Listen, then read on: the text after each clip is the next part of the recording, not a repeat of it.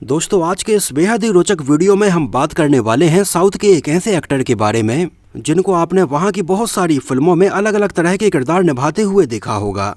अपने गठीले शरीर, भारी भरकम आवाज और मूंछों पर ताव देते हुए इस एक्टर ने कई फिल्मों में लीड रोल भी निभाए, लेकिन ज्यादातर फिल्मों में हमें साइड रोल्स में ही नजर आए। हम बात कर रहे हैं तेलुगु सिनेमा के जाने माने एक्टर श्री हरि के बारे में, जो कि फिल्मों में तो बहुत ज्यादा सफल रहे और इन्हें लोगों ने काफी पसंद किया।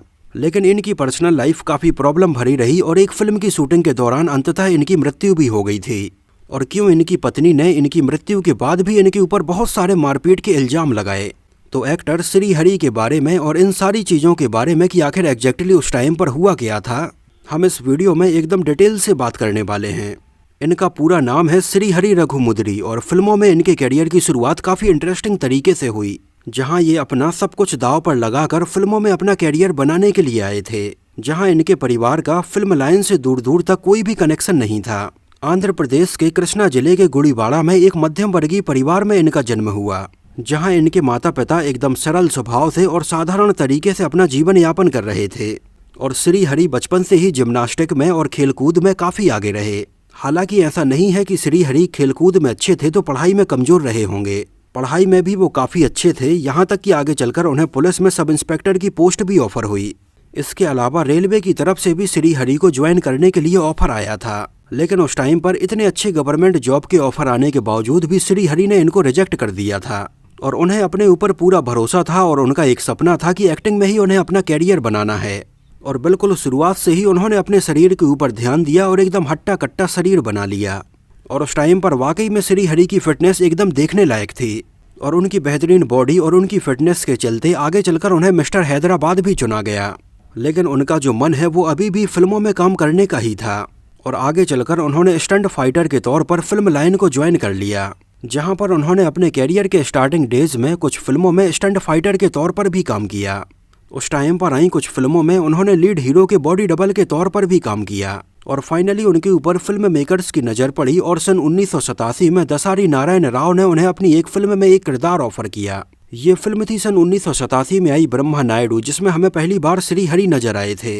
इसके बाद आगे चलकर कुछ और ऐसी ही फिल्मों में छोटे छोटे किरदार निभाने के बाद आगे चलकर श्री हरि को और ज़्यादा फिल्में ऑफर होने लगीं और धीरे धीरे फिल्मों में उनका किरदार भी लंबा होता चला गया। और उस टाइम पर वो हमें चिरंजीवी से लेकर बालाकृष्णा और नागार्जुन जैसे टॉप एक्टर्स की भी बहुत सारी फिल्मों में नजर आने लगे।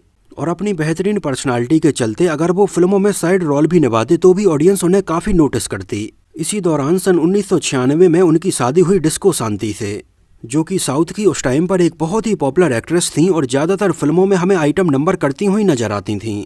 उनका वैसे तो नाम था शांता कुमारी, लेकिन उनके बेहतरीन डांस की वजह से उनका नाम डिस्को शांति पड़ गया था। और लेट 80s से अर्ली 90s तक डिस्को शांति हमें लगभग 900 से भी ज़्यादा फिल्मों में नजर आईं, जहां ज़्यादातर फिल्मों में उनके काफ़ी बोल्ड आइटम नंबर ही रखे जाते। हिंदी में भी उस टाइम पर डिस्को शांति ने बहुत सारी फिल्मों में आइटम नंबर किए, जैसे 1991 में आई फिल्म नागमणि का एक बहुत ही पॉपुलर गाना मेरा लौंग गबाचा आपको जरूर याद होगा। इस बेहतरीन आइटम नंबर में हमें डिस्को शांति ही डांस करती हुई नजर आई थीं और उस टाइम पर डिस्को शांति अपने कैरियर के एकदम पीक पर ही थीं। लेकिन सन 1996 में एक्टर श्री हरि से उनकी शादी हो जाने के बाद श्री हरि ने उन्हें फिल्मों में काम करवाने से मना कर दिया था। तो अपनी शादी के बाद डिस्को शांति, जो कि उस टाइम पर इतनी ज़्यादा पॉपुलर थी, वो हमें किसी और फिल्म में नजर ही नहीं आई। हालांकि दूसरी तरफ श्री हरि की डिमांड फिल्मों में बढ़ती जा रही थी और उन्हें और भी ज़्यादा फिल्में ऑफर होने लगी थीं। आगे चलकर इन दोनों को 2 लड़के और 1 लड़की हुई। लेकिन उस टाइम पर ट्रेजेडी ये हुई कि उनकी बेटी, जिसका नाम इन दोनों ने मिलकर अक्षरा रखा था, वो जब लगभग 4 महीने की ही थी और उस टाइम पर उसकी मृत्यु हो गई, जिसकी वजह से उस टाइम पर श्री हरि और उनकी पत्नी डिस्को शांति को बहुत बड़ा सदमा पहुंचा। और उस टाइम पर श्री हरि इस घटना से अंदर से बिल्कुल टूट गए थे और काफ़ी ड्रिंक भी करने लगे थे, जिसका फ़र्क उस टाइम पर उनकी पर्सनल लाइफ और प्रोफेशनल लाइफ दोनों के ऊपर पड़ा। और उस टाइम पर अपनी बेटी की याद में इन दोनों ने मिलकर रंगारेड्डी जिले के 3 गाँवों को गोद लिया और अपनी बेटी के नाम से अक्षरा फाउंडेशन भी स्टार्ट किया, जहां उस समय ये अपनी पूरी अर्निंग का लगभग 50% हिस्सा इस फाउंडेशन में डोनेट करने लगे।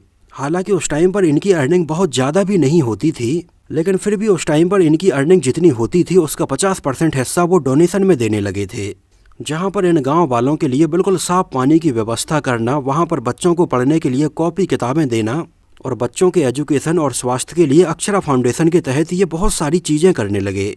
आगे चलकर हैदराबाद के मेड़ाचल के भी 4 गांव इन्होंने गोद लिए थे, जहां पर भी अपनी बेटी की याद में ये दोनों बहुत सारे अच्छे काम करते जा रहे थे। आगे चलकर सन 2009 में श्रीहरि हमें मगधीरा जैसी फिल्म में रामचरण के दोस्त शेर खान बने हुए नजर आए थे, जो किरदार फिल्म मगधीरा में बहुत ज़्यादा यादगार रहा। आगे चलकर श्रीहरि की डिमांड और भी ज़्यादा बढ़ने लगी, लेकिन उनकी लाइफ को कुछ और ही मंजूर था। उन्होंने सन 1987 से लेकर सन 2012 तक अपने इतने लंबे कैरियर में किसी भी हिंदी फिल्म में काम नहीं किया था, लेकिन सन 2013 में वो हमें पहली बार किसी हिंदी फिल्म में नजर आने वाले थे। लेकिन ये किसको पता था कि उनके कैरियर की ये पहली हिंदी फिल्म ही उनकी जान की दुश्मन बन जाएगी। साल था सन 2013 का और उनकी ये पहली हिंदी फिल्म थी आर राजकुमार। शाहिद कपूर, सोनू सूद और सोनाक्षी सिन्हा की इस फिल्म को प्रभु देवा डायरेक्ट कर रहे थे और श्रीहरि भी पहली बार इस हिंदी फिल्म में नजर आ रहे थे, जिसमें वो उस टाइम पर अजीत टाका का किरदार निभा रहे थे और इसकी शूटिंग मुंबई में चल रही थी, जहां अचानक से उनके लीवर में बहुत ज़्यादा पेन स्टार्ट हो गया और उन्हें तुरंत मुंबई के ही लीलावती हॉस्पिटल में एडमिट किया गया। लेकिन उनके लीवर में उठा ये दर्द इतना ज़्यादा था कि वो सहन नहीं कर पाए और उनकी मृत्यु हो गई। हालांकि इसके कुछ समय पहले से ही श्रीहरि को हेल्थ को लेकर काफ़ी समस्याएं आ रही थीं, जिसकी वजह से श्रीहरि ने उस टाइम पर पार्टीज और ऐसे बहुत सारे फंक्शंस को अवॉइड भी किया था। लेकिन 49 साल की उम्र में फिल्म आर राजकुमार की शूटिंग के टाइम पर हुए दर्द ने उनकी जान ले ली।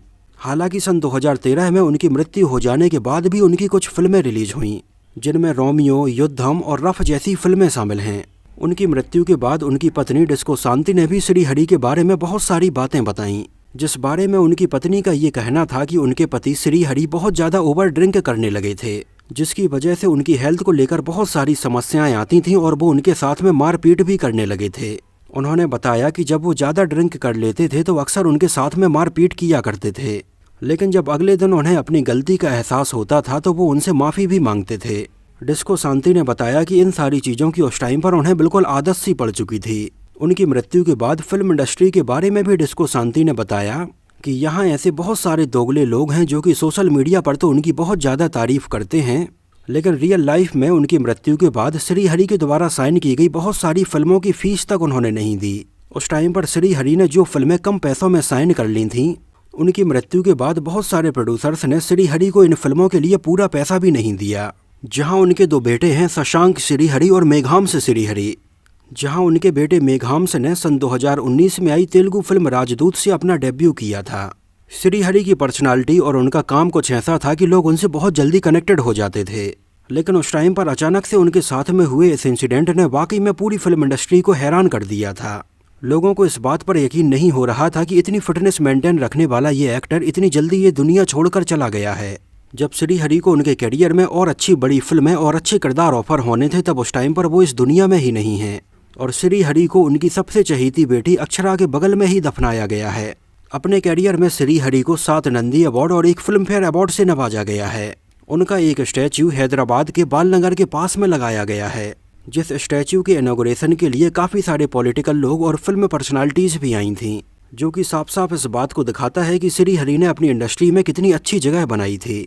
श्रीहरि के और फैमिली बैकग्राउंड की अगर बात करें तो उनकी जो वाइफ है डिस्को शांति, उनकी बड़ी बहन ललिता कुमारी की शादी हुई थी प्रकाश राज के साथ में, जो भी साउथ की और बॉलीवुड की बहुत सारी फिल्मों में हमें नजर आ चुके हैं। तो इस रिश्ते से श्रीहरि प्रकाश राज के साड़ू भाई लगते थे।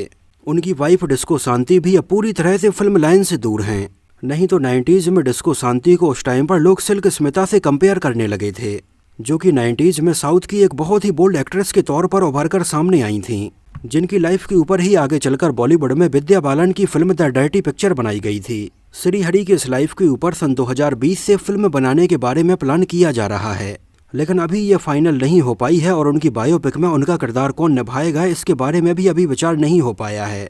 पर्दे पर श्रीहरि ने जिस तरह से इमोशंस उतारे, चाहे वो बड़े भाई के हों, पिता के हों या फिर हीरो के दोस्त के हों, हर किसी ने उनकी एक्टिंग को सराहा और ऐसे बहुत सारे किरदार आज भी लोगों को याद होंगे।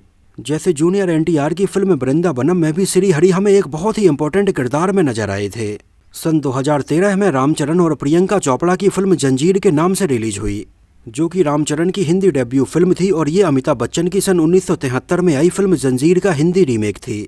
जिस ओरिजिनल फिल्म में प्राण वाला शेर खान का जो किरदार था उसको संजय दत्त ने निभाया था, लेकिन रामचरण की इस फिल्म जंजीर को तेलुगु में तूफान के नाम से बनाया गया था और इसके तेलुगु वर्जन में शेर खान का जो किरदार है वो श्रीहरि ने निभाया था।